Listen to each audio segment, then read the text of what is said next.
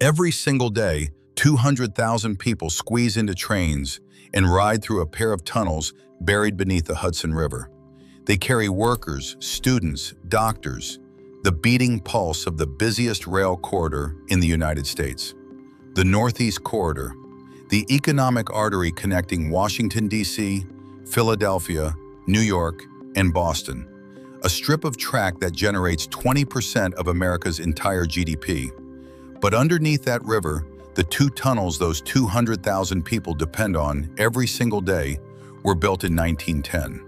115 years old, held together for decades by patch repairs and prayers. And then, in 2012, Hurricane Sandy filled them both with 13 million gallons of seawater. The salt never fully left. It's been eating the concrete and the electrical systems ever since. Amtrak's own CEO warned that without action, the tunnels could fail within 20 years.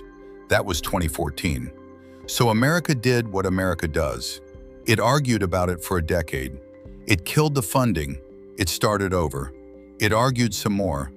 And right now, in 2026, with massive tunnel boring machines being lowered into the ground in New Jersey, the most important infrastructure project in the United States is finally, after everything, getting built. This is the story of the Gateway Tunnel.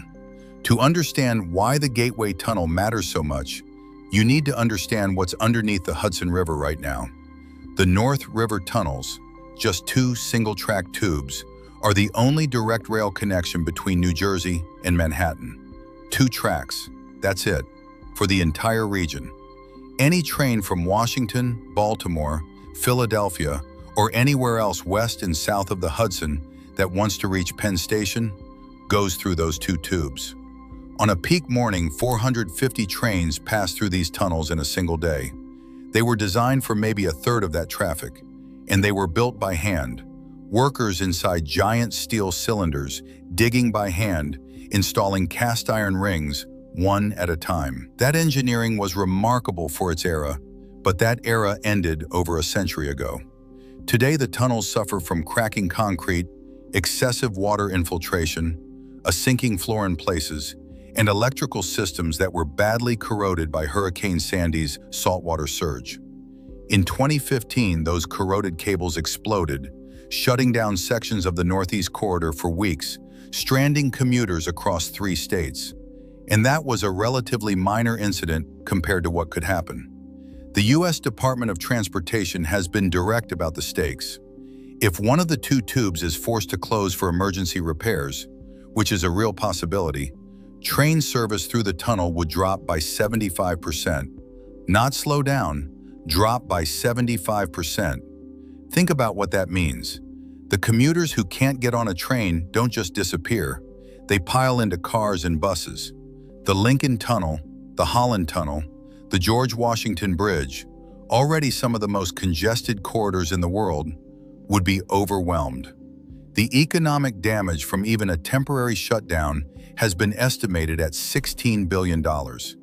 That's how much a closure could cost the region. The same number, almost exactly, as the cost of fixing it properly. Senator Chuck Schumer called the North River tunnels the aorta of the Northeast. Cut it, and the whole system bleeds out. That's not hyperbole. That's what the engineers have been saying for 25 years. Which is why, for 25 years, someone has been trying to build new ones. The idea of building a new rail tunnel under the Hudson isn't new. It's been proposed, planned, funded, canceled, revived, refunded, and canceled again more times than almost any infrastructure project in American history. The most painful chapter started in 2003.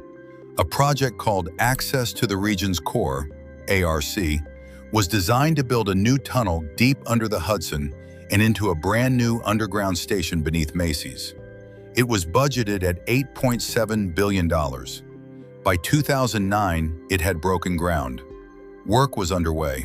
And then, in 2010, New Jersey's Governor Chris Christie killed it. He cited cost overruns and the risk that New Jersey would be on the hook for billions in budget overages. Critics called it one of the worst infrastructure decisions in American history. The tunnels that had been started were filled back in with concrete. The Gateway program emerged from the wreckage, a more ambitious plan. Not just a new tunnel, but a full modernization of the Northeast Corridor's most critical stretch. New tunnels, a new portal bridge, upgraded tracks, and the rehabilitation of the original 1910 tubes. The Obama administration championed it, but progress stalled. Then Donald Trump's first administration refused to commit federal funding, famously declaring the project a local matter despite the fact that Amtrak, a federal entity, owns the tunnels. Gateway sat in limbo for years. The Biden administration changed that. In 2021, the bipartisan infrastructure law committed $9.5 billion federal dollars to the Hudson Tunnel project specifically. In September 2024, a full $3.8 billion federal grant agreement was executed, with a total federal contribution reaching $12 billion. Construction began in earnest. Workers mobilized across 5 separate construction sites in Manhattan and New Jersey simultaneously. And then, in October 2025, Donald Trump was back in the White House, and he declared the Gateway project terminated. October 15th, 2025. The Trump administration froze $16 billion in approved federal funding, citing what officials described as unconstitutional DEI practices on the project. The Office of Management and Budget Director said the money would stay frozen unless those practices ended. The Gateway Development Commission sued. New York and New Jersey filed their own lawsuit. Nearly 1,000 workers were laid off. In February 2026, with the funding still frozen, construction halted entirely. 6 days later, a federal judge ordered the funds restored, but the Trump administration appealed. The project restarted on a temporary basis, funded by a combination of court-ordered disbursements and a line of credit the commission had scrambled to secure. As of April 2026, construction is back underway, but officials warn the project could pause again within months if full federal funding isn't restored. Let that sink in. The most critical piece of rail infrastructure in the United States, the one that, if it fails, could cost the economy $16 billion and strand hundreds of thousands of commuters, is being held hostage to a political fight over federal spending priorities. Meanwhile, the original 1910 tunnels keep running. Every day, 450 trains, salt still in the concrete, aging cables, the clock still ticking. So how exactly do you build a new train tunnel under a river that's already got trains running through it, without stopping those trains for a single day? The Gateway Hudson Tunnel project isn't one project. It's 10 separate construction packages, each tackling a different piece of the puzzle, all coordinated to come together into a single 9-mile rail connection by 2035. The headline piece of engineering is the tunneling itself. 2 giant Heron Connect tunnel boring machines, each one over 25 feet in diameter and weighing thousands of tons, are being assembled right now at the North Bergen launch site in New Jersey. These are the same manufacturer that built the TBMs for New York's East Side access tunnels and projects across the world. Each TBM will bore roughly 1 mile of tunnel on the New Jersey side of the river, a section called the Palisades Tunnel. They grind through soil and rock, simultaneously installing the concrete ring segments that form the tunnel walls as they go. It's a machine that effectively builds the tunnel from inside itself, moving inch by inch through the earth. That first mile gets them to the Hudson River itself, where the geology changes entirely. Under the river, the new tunnel will use a different technique. A massive underground Manhattan tunnel project is already underway, boring from the New York side toward the river, targeting a connection under the west side of Manhattan through to Hudson Yards. Before any of that can happen, engineers had to stabilize the riverbed itself. They built a cofferdam, an enclosed structure in the river, and began deep soil mixing, essentially injecting cement into the riverbed to create a solid, stable platform through which the TBMs can later pass. The work has to be timed around sturgeon spawning windows to protect the river ecosystem. It's one of the most intricate pieces of the whole project, and it's happening right now in the middle of the Hudson River, while 450 trains a day rumble past through the tunnels just meters away. On the Manhattan side, crews have spent years building what's called the Hudson Yards concrete casing, a concrete shell buried beneath the Hudson Yards development.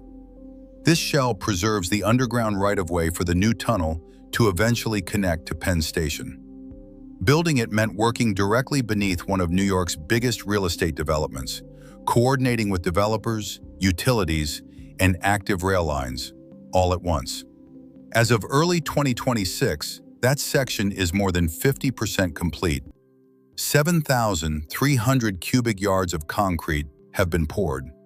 It's the kind of number that sounds abstract until you realize that's concrete being poured underground in the middle of Manhattan without disrupting a single train. When the Gateway Hudson Tunnel project is complete by 2035 for the new tunnel, 2038 for the rehabilitation of the existing tubes, the transformation will be fundamental. Where there are currently 2 tracks under the Hudson, there will be 4. That doubles capacity for both Amtrak's Northeast Regional and Acela services, and for NJ Transit's 80,000 daily passengers. Trains that currently slow to 30 miles per hour through curves in the old tunnel will travel at proper speed.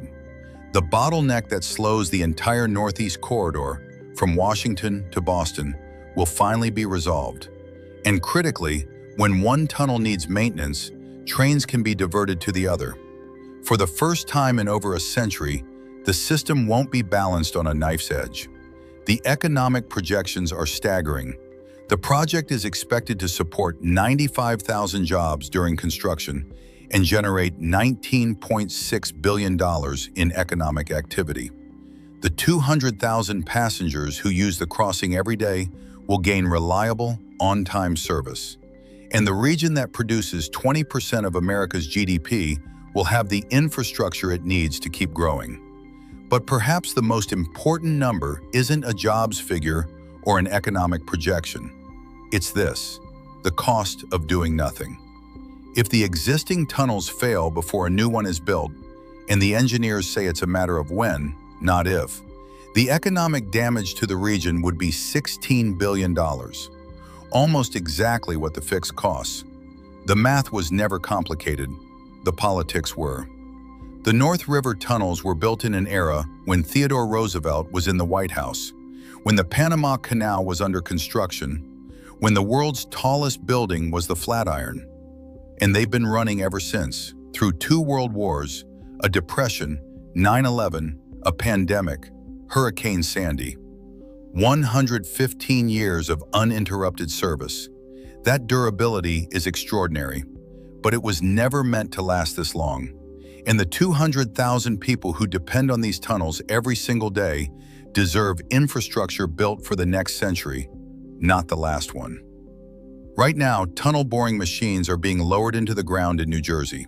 Concrete is being poured under Hudson Yards. Workers are stabilizing the riverbed of the Hudson River itself. The project is moving, slowly and not without drama, but it is moving. Whether it finishes on schedule, whether the funding holds, whether the political winds shift again, none of that is certain. What is certain is this: America needed this tunnel 25 years ago. The longer it takes, the higher the stakes.